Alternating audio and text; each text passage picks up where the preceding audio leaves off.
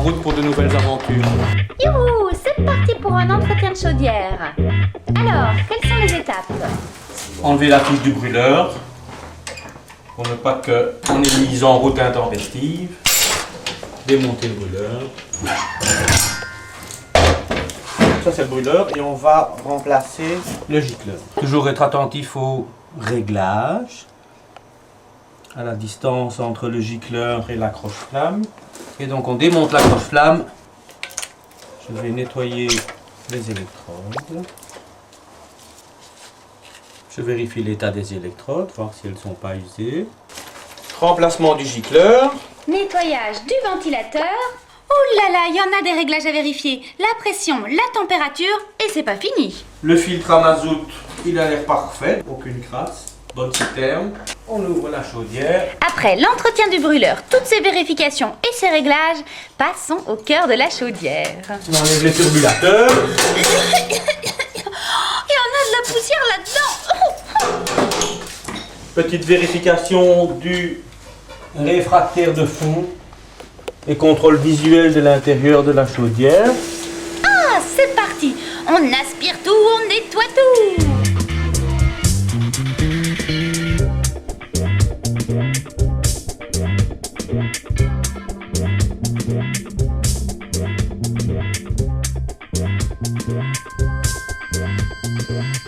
Pas très bonne combustion au niveau de la chaudière. Normal, c'est moi qui l'ai réglé l'année prochaine, l'année passée. Allez, on ferme tout ça. Et la suite, c'est quoi? Donc j'ai déjà remplacé le gicleur. D'accord, donc un dernier petit nettoyage du brûleur et on remet tout en place. Et hop!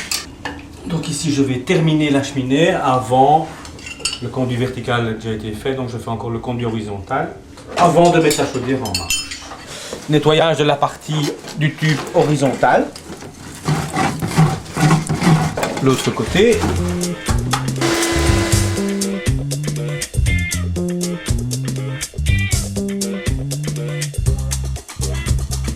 Et on n'oublie pas de refermer.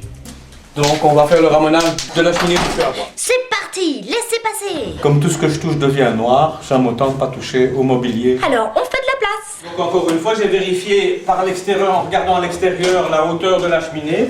Et donc j'ai pris le nombre de cannes en conséquence. Ici, je regarde quel type de déchets j'obtiens. Donc ce qu'on voit ici, c'est que on a quand même pas mal de goudron. Donc je vais avertir le client qu'il va devoir mettre un peu de produit dedans. Je remets ça à l'intérieur parce que je vais réaspirer. Mais avant, un petit peu de ramonage. Tcham-tchaminé. Attention, la canne. Maintenant, je vais procéder vraiment au ramonage proprement dit. On aspire les crasses. Oh. Et on retourne près de la chaudière. Alors, on va procéder aux mesures. C'est parti, mesurons la pression de pompe à mazout, puis la contre-pression foyer. Mais ça sert à quoi en fait? Ce qui va permettre après de calculer exactement la puissance et le rendement de la chaudière. Ah, d'accord. Ensuite, on analyse la fumée, sa teneur en CO2, sa température, s'il y a de la suie, et puis on voit le rendement de combustion. Et donc nous obtenons avec cette chaudière-ci pour l'instant un rendement de 97,1% au niveau de la combustion. Magnifique. Voilà.